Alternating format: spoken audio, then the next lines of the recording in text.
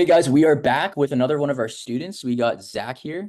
Zach's got a pretty cool story. Correct me if I'm wrong. I'm pretty sure you're only 19. So if you want, you can just kind of give like your background and everything, where you're located, what you're doing, when you joined DSA, when you started your cleaning business, everything like that. But kind of just give like a little introduction to everyone on the YouTube. Right, yeah. Um, I just turned 20 last month on the 15th. So, I mean, technically I'm 19, but I mean, I'm 20. But other than that, yeah. So I'm located in Sacramento. I'm the owner of Sacktown Maids up in California. And I joined DSA back on February 15th.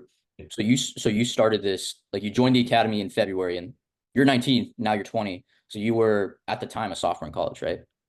Yeah, so with college right now for this semester, actually, I chose not to go to class because I want to double down on this because I see the vision. Obviously, I had a convo with my parents and my grandparents, and obviously they don't see the vision. That's what most cases is. I mean, my parents are in their older ages, right? So in like Mm, the 40s, 50s, right? So they don't quite see it because I mean, if you look at it, they're kind of like in like the rat race, right? My mom makes good money, right? Don't get mm, me wrong, my dad as well. Obviously, my grandparents are retired, so they got their money set, but they're old school, right? So they want me to go to college. They want to see me graduate. Totally understand, right?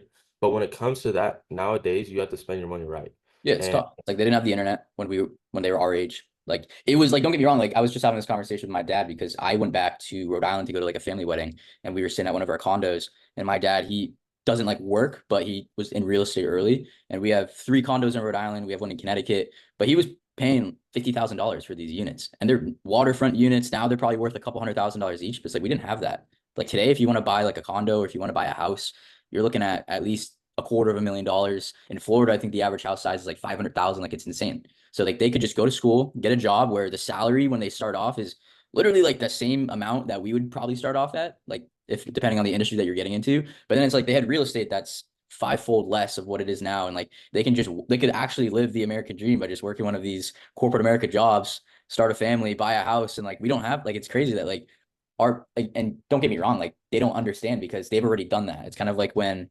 we're going to be 40 years old and there's going to be like an iPhone 25 and we're not going to know how to use it. And like our kids are going to be like the wizards, like behind like all the technology and everything. Cause it's like, we're just outdated at that point, but it's insane how much like the cost of living has gone up. And I genuinely believe that the only way that we could like avoid being low middle class is starting our own business, controlling the money that's coming into ourself, selling for yourself, and like having that reliance on you rather than just like some company that's going to be paying you 50, $100,000 a year. Cause like that's not just like not enough anymore.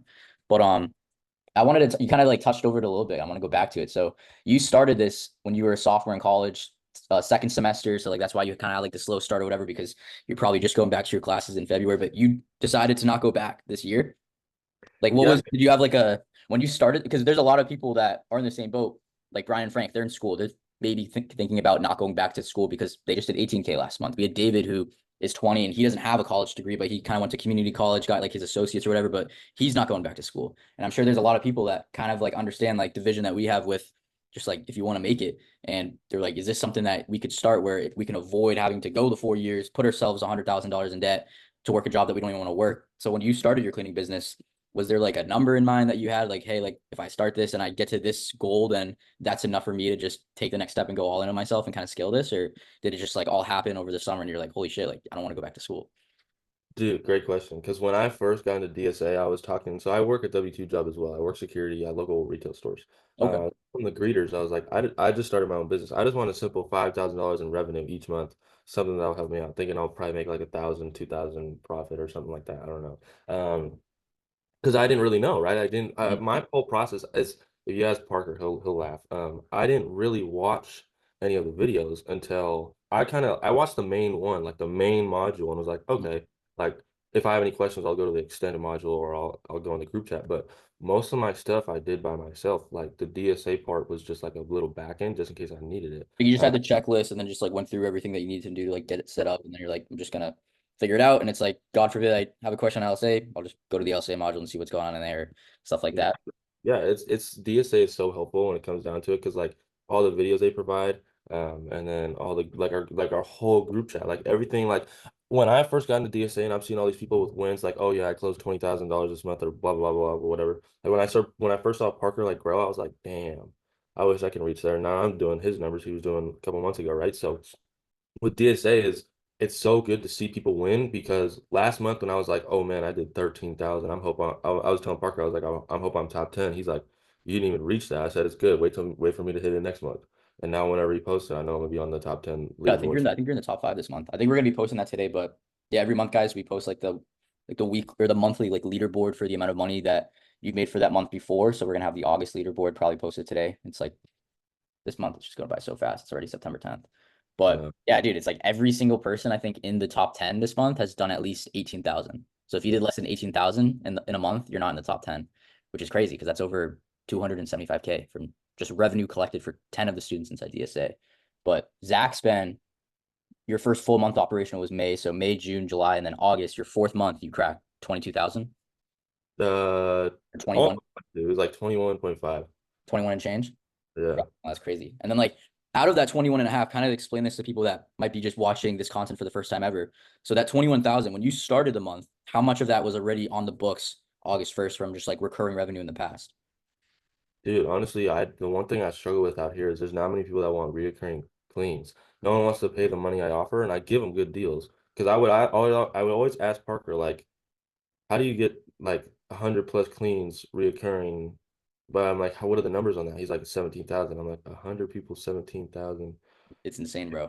I mean, like I'm he has like a bar that he cleans every single day. So out of 130 of those is just one location where every single day one of his cleaners, Teresa, goes there. She's there an hour and 15 minutes every single day and just cleans up. And she makes, I think Parker profits like $25 a day from that place, but it's every single day. So it adds right. up. And then like, I don't know, like you have a lot of Airbnbs that have short terms and like stuff like that. Maybe some residentials where you have like the bi-weekly, the most common like recurring clean that you're going to get. But so you didn't have a lot of money on the books going into August and you still did 21K. Dude, it was crazy. Yeah, so going into August, I think about for recurring is about like 2 to 3,000, and then with like one-time cleans is about like five. Every day I stacked it up until like my birthday or like the week after my birthday, just so I can enjoy. Because I didn't celebrate my birthday, I celebrated the week after with my family. So every day I was stacking. There was one period in 4 days I added $5,000 in revenue. In Gee.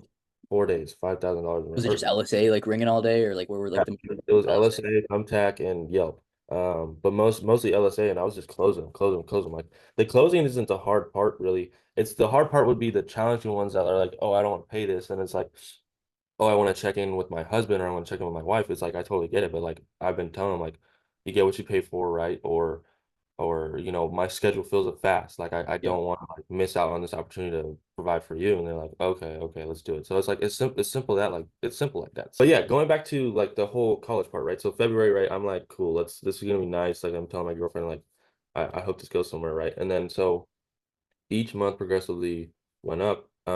But my whole time in college, I'm like, yeah, I'm gonna stay in college. I'm gonna build this up, because I see people on TikTok that like, yeah, I'm chasing A's, but I'm also chasing M's or something like Yeah. that for job shippers and whatnot. So they're like making big bucks and whatnot. So it's cool for people that like I give so many props to people in school and run a business. Like that is good, like good shit. But for me, Yep. I'm a business degree. Okay. I don't need a business degree to be successful in life. You Oh, just need to know people and you just need to know skill. It's as simple as that. It's like exactly. anyone can start a business from their computer, and all you need to know is what that business is, and you have to learn how to be successful with it. And you don't need a piece of paper to justify that. You literally just watch YouTube videos, you network with other people that are doing the same thing at a high level, and then you kind of just like get sauce from them, plug it in yourself, do it your own, and now you have your own little business going, and you don't need school. Like the only, I say this to everyone. People ask me about college because I actually graduated, but when I started my first business, I was a sophomore and it was during COVID and everything. And I wanted to drop out, and my parents are the same way. They're because my mom's a school teacher. She's been teaching for fucking 40 years now. She actually retires this year. This is her last year. But they knew that I was gonna like do good things in life, but they were like, just finish. Like just get the degree, get the piece of paper, have it like as an insurance policy. And then it was also like COVID. So like everything was online anyway. So it's not like I was like at an inconvenience, like going to all these classes like my sophomore and junior year. And it was like taking all the time out of my day. Like when you dropped out after this year, when you decided not to go back, it's like you were going to in-person classes every single day. It's like I was on, it was Zoom University. I had a check subscription, and I was just cheating my way through my classes. I was getting a 4.0 and I wasn't really spending any time on like the curriculum. And at that point, I was just like kind of focusing on myself and like what my play was going to be when I graduated.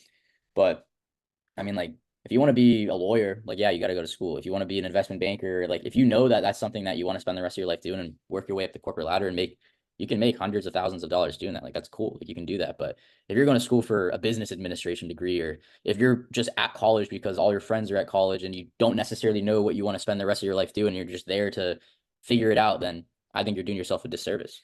Because not only are you just wasting time, which is your most valuable asset, but you're literally, if unless you don't have parents that are just like helping you like pay for your school, like if you're taking on that debt yourself, you're putting yourself in six figures at least of student loan debt that you're gonna have to pay off for the rest of your life.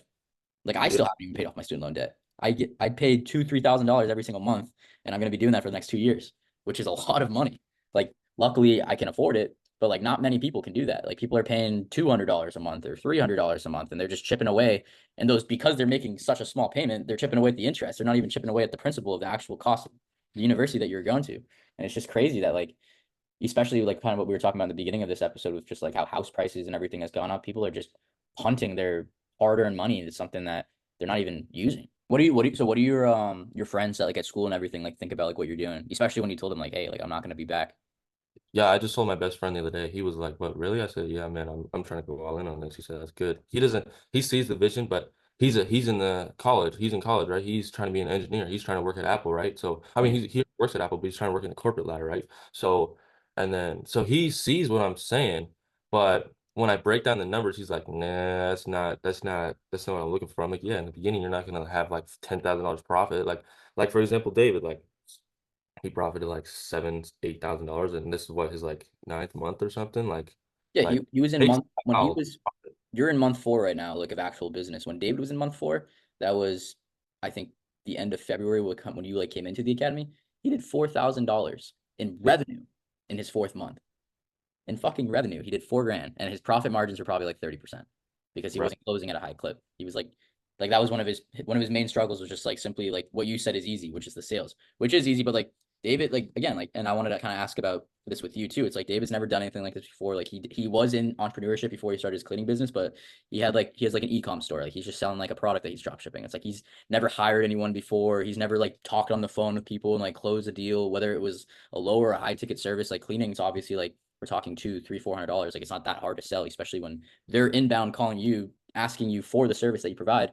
But like he's never done anything like that before. So, and he's a young kid. Like he's probably got like older people on the phone, and he's nervous and like didn't necessarily like gather like as much control in the conversation as he should have. But like over time, he was able to fix that, and now he's at $23,000, and his profit margins are at a point where he's making like what you're saying, like 8K, 9K a month just from this. And he's 20. I think he also just turned 22 recently, and like that's insane. Like my sister, I have a twin sister, so she's also 24. She's working 60 hours a week and she's making like 60K a year for her salary. And David's 20 and he's doing everything from his home. He's got a girlfriend, he can still hang out with her. Like he helped her move in, like he's traveling, like he was just in Chicago with Parker and some of the other DSA guys. 20-year-old kid working a lot less harder than my sister, and he's lapping her. Like it's Mm. crazy how and like not many people like they see the TikTok videos, they see like the YouTube stuff, but there's just like something that for whatever reason causes people to not like even consider trying it because it's just like not the societal norm. And it's kind of like the whole like brainwashing thing that you're saying about the government. It's like they program you to think like, oh, you have to go to college, you have to get a degree, like you have to put yourself in debt, you have to buy a house to live in when you're already $100,000 in debt from your college, so you're in debt for the rest of your life, so we can control you. Like they somehow were able to figure out a mechanism to just have so many people do that because they're just like scared to put their feet in the water and like take a risk. And it's just cool to see like young people like you, David, Tony even was able to like take a risk. Like while he was in the 9 to 5, he saw what his future was going to, and he was like, "Fuck this! Like I'm gonna try to do both at the same time." And now he's making more money from his side hustle, and he's still working his 50 hour a week job. Hopefully, he leaves that in a couple of months or whenever. But there's just like people are just nervous to just like start, and like that's the hardest part. Like you were when you started in the beginning, like you weren't spending as much time because you had like the distractions with school and everything, but you like said it perfectly. Input equals fucking output. If you go all in on this, I guarantee you your 20,000 is going to be 35, 40,000 in a few months. And now you plugged in a VA like last week too, right? Yeah, I'm working on getting it set up at the moment. I'm looking, I know it's a little bit tricky. I paid a pretty good dime for it. I won't speak on the money part of it, right? But I'm looking for someone that's able to do Wednesday through Sunday. Obviously, that's gonna be really difficult. And if I have to change it to Monday to Friday, that's totally fine. But I work Thursday through Sunday, and for me to have someone to cover Wednesday through Sunday would be big. Mhm. Obviously, Sundays and Saturdays aren't the biggest days in business when it comes to cold calling or inbound leads, like all that. I totally understand. When it comes to running the business, because the more open opportunities I have to pick up the phone or have someone else that's more skilled than me to pick up the phone and do sales calls, like and like bring the opportunity for more revenue, more opportunity for my cleaners, make them all $1,000 a week. I'd love that, right? Yeah, So, and I'm not a greedy guy. So when it comes down to it, like I paid my cleaners a lot of money last month, right? Like I think it was cool. It's maybe cool doing that. You're like, damn, like I'm actually like putting it like have like a pretty big impact on these people's lives. Like seeing the amount of money that you're setting these independent contractors that you're hiring, giving them the opportunity to work and like pay for their life, their kids. Like a lot of these people have families too, and they're just trying to pass by. And it's cool how you can just like set up a business like this and just like get a bunch of leads, close them, and then you're like, oh yeah, like here's an opportunity where you can make $100. Do you want it? And they're like, yeah, like they're super appreciative. That's why you have to like the hardest part, I'm sure you can agree with this. The hardest part in this business is just like the hiring and like sustaining good cleaners for your business because if you don't have good cleaners, then you're just not going to make money. It's as simple as that. I kind of want to like because there again, like there's a lot of people that are probably watching this for the first time. So like explain what when you started this business, where you were spending the majority of your time, how long you were like when you actually decided to put like a lot of time and energy into it was the hardest part or like the most time consuming part, getting everything set up. I know you mentioned hiring a little bit. The sales side, like what does the sales side look like with like the phone calls that are coming in and like how you have to like kind of prioritize your day with like the sales side, managing the cleaners, like communicating with them, like what did that look like for you like the first couple of months once you started making good money? Because you said that first full month in May you did around $9,000. So like that month, try to go back in time, like what did your day-to-day look like during that? yeah, good question. So when May first hit, not much money on the books, maybe like $1,000, I think, right? And school's coming to an end, so it's finals week coming up in the next like couple of weeks, I think, because we end like May 15th or something, right? So that's when shit hit the fan.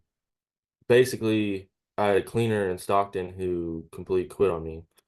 So I had to go redo the hiring process, find someone, and then finally I found someone. But now I have to go train them, right? So I'm the type of guy that this whole path, like all these months from May to now, well, not September, but May to August, I've been driving down to San Joaquin County to help my cleaners, and it's a struggle. Like that's one of the biggest struggles I've had running this business, and it shoots me in my ass every time. Basically, May, June, July was a struggle, and in June I went to Tampa, Florida for like a week, like just Okay. kicked. I went with like my girl. We just kicked it for a week. Super nice. And then running the business, it was surprisingly all right. I had one cancellation that led to a negative star review because my cleaner ghosted me for the second time. So that's another thing too. If you guys are watching this, you want to start a business, the cleaners are the most important part of your business. It's if you think about it, it really is because they're the ones doing it for you. You're not doing none of it. The only way you do it is if you don't have no one to do it, right? So Yeah. You gotta hire fast and you gotta fire fast. Like, did you that's fire her after the second time she ghosted? absolutely. Yeah. And that's what my trouble was, is I just fired another guy in San Joaquin County. I went through 5 cleaners in that area.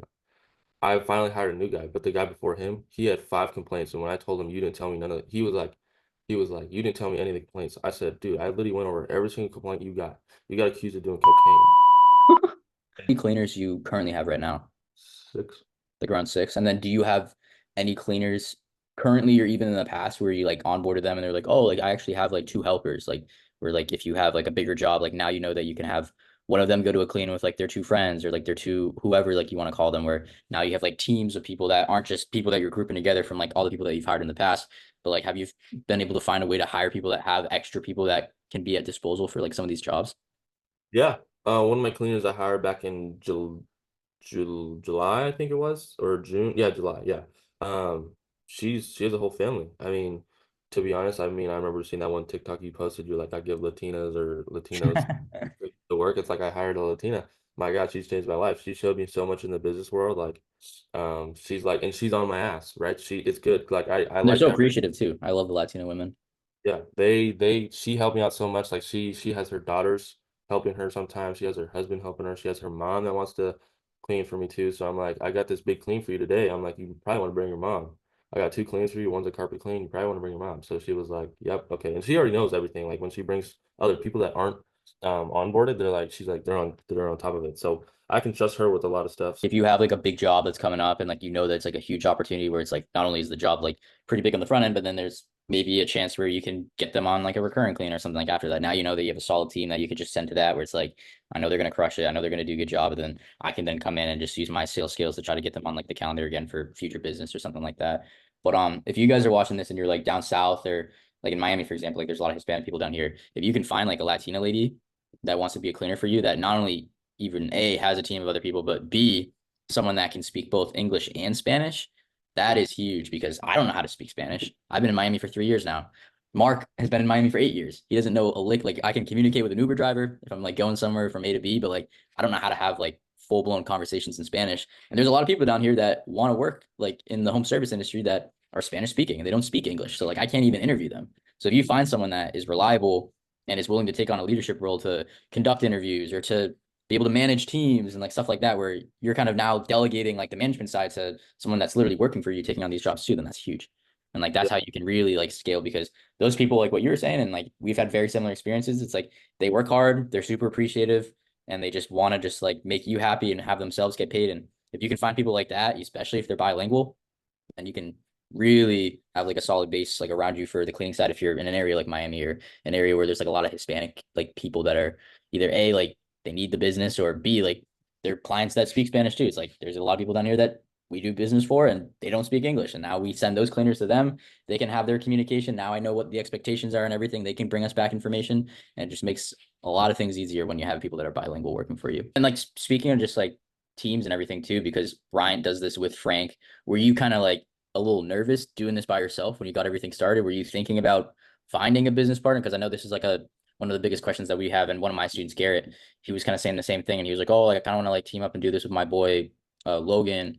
And like I kind of had a conversation with him where it's like, hey, like if you like this is your first business that you're starting, like you got to make sure that like the person that you're going to be doing this with is the person that you like. His business partners are like having girlfriends. It's like you got to be very calculated going into like that kind of a relationship because A, if you're doing a business partner with this, like you're probably going to go 50-50. You got to make sure that they're going to be spending just as much time and energy in this as you. And then it's like your profits are immediately cut in half.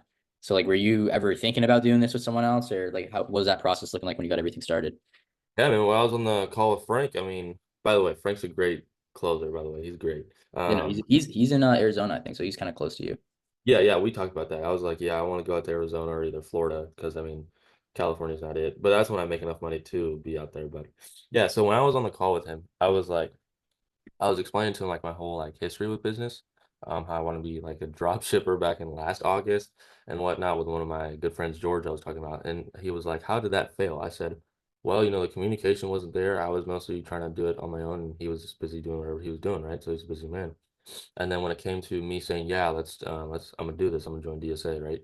He was like, so how are you gonna like the whole payment? And I was like, well, I mean, I can split it 50-50 with my business partner, George, if I want to. He was like, why would you want to be a business partner with someone that wouldn't communicate with you a couple months Yeah, yeah, ago? prior. Yeah. That was a good ass question. That made me realize I need to run this by myself, right? Obviously more profit, more money. Um, so that was the big question that was like, yeah, no, if I want to see big numbers, I got to do this by myself because I don't like to rely on other people. I've come to rely on my cleaners. I kind of have to, right? But when it comes to other people that aren't up to the scale with what I need to go, like up to speed, it's like I can't be slowed down. Yeah. I stay at a high pace. So when it came down to it, I think by myself would be the better option. Plus, it's like you have 100% now, and you're plugging in virtual assistants. So it's like you're having other people now that are going to start working for you, and it's like they don't have any equity. I know, I'm sure you've seen the videos of Parker where he's currently in the process of selling his business. It's like if you had a business partner and you're in Parker's shoes right now, and you sold your cleaning business for $250,000, 125 of that is now going to George. When now you're only getting 125 of that, where you could have got the full 250, just Right. wired to the bank account. But with your situation, you're plugging in VAs, virtual assistants, and they're gonna. I wanted to ask you about this too. Are they going to be starting more so on just like quality control, like managing like your teams, or are you going to just immediately throw them on the phones? What's your scope of work looking like for them in the beginning? Because you said that you work on Thursdays and Wednesday through Sunday was like the most ideal scenario for you. So are you just going to try to plug them into all the inbound lead platforms where they can just start handling sales? Yeah, first off as well, not to bash George at all if you're gonna watch this video. I'm just you're a great guy. He's super busy. I mean, he's working like 60-hour weeks, so not to bash you at all. But yeah, going to the VAs. Yeah, so I'm just looking for them to do like admin, right? So picking up the phones, checking with the cleaners on the days I can't. Make sure everything's tip top. Obviously, and then cold calling as well. That's a big thing. I've done a couple cold calls, hasn't gone well. Obviously, that's how it goes, right? You go in expecting zero and hope to get one, right? So that's typically how it goes with cold calling. But yeah, I really just want them to be there to run it so that days I want off, um, which I rarely get off. I mean, I work Monday to Sunday every single day, whether I'm working the business or I'm working my W-2 job, right? So I just want like a day off, maybe once a week or something. If not, it's totally fine. I mean, I got to grind anyways. Quarter four is coming out, man. I can't let them whip Yes, my ass. sir. You got all My the goal. holiday cleans, you got Hall weekend, and then you have going into like you got Thanksgiving, you got Black Friday, a lot of families together, and then you have Christmas, you have that whole holiday thing, the New Year's, like it's a lot of volume just on like the family side, and then it's just like on the other side of things with commercial, it's like all these businesses are going to be having all these crazy sales and all these promotions, and like they're going to have the most volume that they're going to be having all year in Q4 for obvious reasons. It's the end of the year, whether it's just on the consumer side or on the business side where they have to spend an X amount of money to be able to lower their tax bill and stuff. So like like it's crazy how it works in Q4 with like just on the business side too, rather than just like people that are just spending money by the end of the year. But like business picks up, and then obviously cleaning is going to be picking up as well. So you want to be situated where if you have a VA that's working on the management admin side and on the sales side, that's going to give you now more time to hire more cleaners that are going to be higher qualified for the demand that you're going to be taking on, or maybe that gives you an opportunity to come up with some promotions for yourself on the organic side, or have a ton of lead lists ready for your VAs to start making some dials to try to get some more commercial cleans on the books. Like there's a lot of cool things that you can be doing when you start plugging these VAs and delegating the roles, giving them the SOPs, getting them trained and vetted for your business. Absolutely. Yeah, I totally agree. That's what I love about VAs, and I'm gonna come to realize that once they start hitting is like, I mean, it's a lot easier, you know. Obviously, it's gonna be difficult in the beginning because you have to train them for a couple days or a couple hours, and then get them on board and see how they do. If they work out, they work out. They don't, you got to bring in a new one, right? So, um, I'm excited for who they're gonna bring for me to see who I can interview, see who I want to go with. Um, but yeah, I mean, when it comes to the VAs, I'm excited. Yeah, And then, and like guys, like this is what we mean by like Zach started a business. Like in the beginning, if you guys like he said it perfectly himself. It's like, oh, like a lot of these like drop shippers or these other people online, like they only show you like success. They only show you like the actual good things that happen. They don't show the failures. Like it's not real. You were working your ass off from May to July, doing all the work yourself, going to the cleans, doing the cleaning, like just being there, spending all your time and energy, spending the gas money. Now, only 4 months in of being basically fully operational, you have the virtual assistants that are going to be coming in, and you're going to start slowly but surely delegating yourself out of the business. So now instead of working the 30, 40-hour work weeks, which is basically just a glorified job, you're going to actually now have this business. Like you're going to be working a percentage of that every single week once you have all the systems in place and all these other people working for you. And it's a business now. Like now you have a vehicle that's making you money and you're not spending nearly as much time on it. And that can allow you to do other things, whether it's just simply spending time with your girlfriend or figuring out strategies to scale this. And then you can be in a situation like Parker where then eventually you can even sell the business or be entirely hands off like ourselves, where now you actually have something that's making money for you while you sleep, where you don't have to wake up in the morning and be stressed, being like, damn, like I have to have my phone on my lap all day and like I have to close all these deals to make money. I have to communicate with the clients all day to make money to make sure that everything's doing smoothly. Now you're gonna have people doing that all for you. And it's your business that you own 100% of. Like that's the cool part about this whole thing. And you're only 4 months in. Or technically you're about 6, 7 months in total, but like it's crazy how that's not even a lot of time if you think about it, even if it was 7 months. Like there's people that back when our parents were doing the whole business thing, like it was 3 years on average before a business even turned a profit. You're making money now less than half a year in. yeah, and All that's from your computer. You don't have to report anywhere. Like it's all from just an internet connection. Yeah, I mean, and on top of that, last month, I wanted to, treat myself because I mean it was a good month, right? So I bought some brand new shoes. I got my first pair of Jordans, There we brand go. new. I got a brand new laptop. Like, I mean, with this whole business is when you work hard, that's how you're gonna see the results. So when you work hard, it's okay to spend a little money on yourself. I'm not saying go splurge at Gucci store and spend your whole month profit. Don't do that at all. Because all the money, one thing I'll tell you if you guys want to start a business, all the money you make per month is not going to go to you. If you're smart enough, don't invest in the business, not just, well, obviously invest in yourself, but then always invest it back into the business. Okay. Because no matter what, when you have a bank account or your business bank account, that money is not going to be 4,000 at the end of the month. No, it's going to be like 1,000 or 2,000 or whatever because you're constantly spending money at the end of the month or at the beginning of the month for all the CRMs and whatnot you have or whatnot. So, like just stay focused. The cool part about the business though, it's like you said that you bought a laptop. I'm not an accountant, and I'm gonna ask you this question. Did you by chance pay for that laptop with the business account, like with the business credit card or the debit card, or did you put it on the personal? Oh no, I did my personal bank So account. even though you'd put it through your personal at the end of the year when you do your taxes, that's a business expense because you need a laptop to run this business. And then Oh, it's the same thing with And this is like a cool part of having an accountant. You can pay them $1,000 to do all your taxes for you rather than just going through like TurboTax or whatever, because now it's like this is an LLC. This isn't just like W-2, but all the gas money that you spent from May to July, you can now calculate that as a business expense. So when you do your profit and loss at the end of the year, that's going to be coming out of your tax bill. So you're going to essentially be saving money on the income that you earn from all the gas expenses, from everything, anything that you can consider something that revolves around this business. I don't know. Is this your apartment? I think Parker said that you kind of moved yourself out of the your hometown, and or not even just your hometown, but now like you have your own place, or are you still living with your parents? Yeah, no, I live with my girlfriend right now, up in Sac. Yeah. So you can talk to an accountant where you're working right now in that little office space, your bedroom. You can write off 20% of whatever the rent is every single month for your business as an office space. So it's like now, like the money that you guys are spending that you would have spent regardless if you were working 9 to 5 or if you were going to school, you can use that expense towards your business to write off some of the income that you're making. So now, especially for your first year with this cleaning business, your goal is to be as unprofitable as possible because you don't want to pay taxes.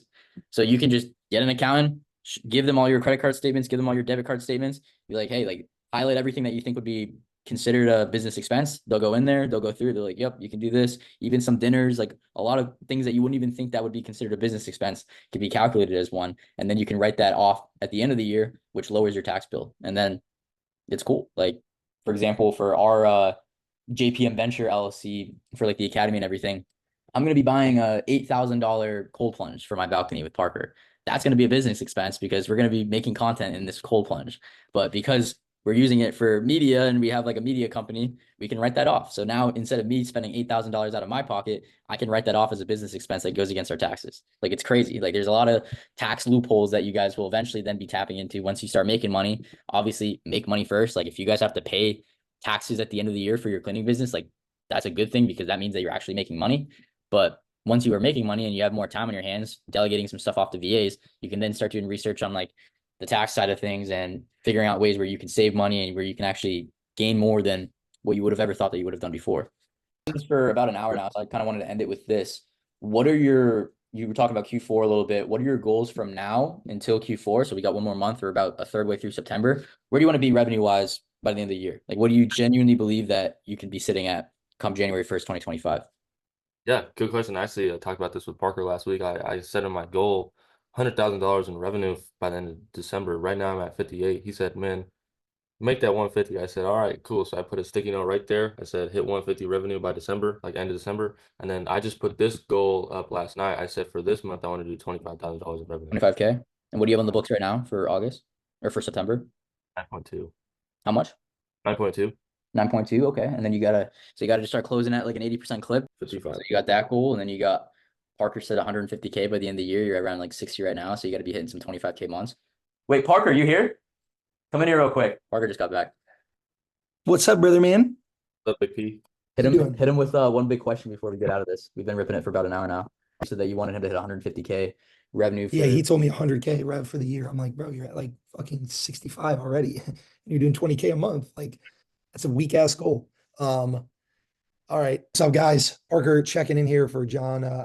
Zach has actually been my student. It's been a pleasure to work with him and grow his business alongside of him here. So, I wanted to pop in and have a special guest appearance here for one last question here, Zach.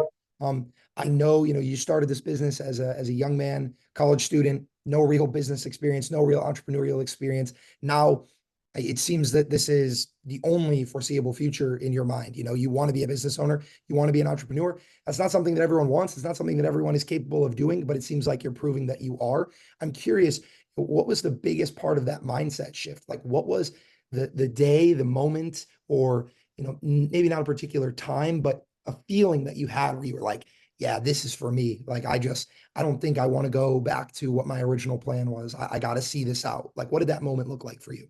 Obviously, I mean, at such a young age to be able to see the amount of numbers is cool. But for me, I always tell my cleaners, this is about the experience for me. Like to be able to do this at my age at 20 to see $50,000 in revenue in 4 months is it's insane. I mean, and to give people opportunity too. I was telling John this. I was like to provide for my cleaners, like my people, that it brings me joy every single day I can give them money. Like I paid my cleaners last month or last week, like between like two of them, like or three of them, like $3,000, like $1,000 a piece, like that, like for them to make month's rent in 1 week, like just brought me joy, and it's all because of them. For them to be able to make me that money, it's like God bless their souls. And shout out to God. Shout out to God.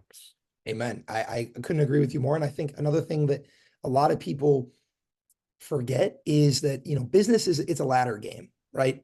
You do something, you maybe exit it, you maybe automate it, you learn a new skill, you develop a new relationship, and then potentially you move up that ladder or you move across to a different venture, a different idea. I mean, I never, from the beginning when I started, I never thought like cleaning was going to be my life's work. But what I understood was that there was an opportunity for me to develop all of the most valuable entrepreneurial skills: sales, hiring, personnel management, marketing, operations, like learn the ins and out of a real business with not a ton of overhead, not a ton of upfront risk, and be able to be in a position to either automate or exit that business whenever I was done with it.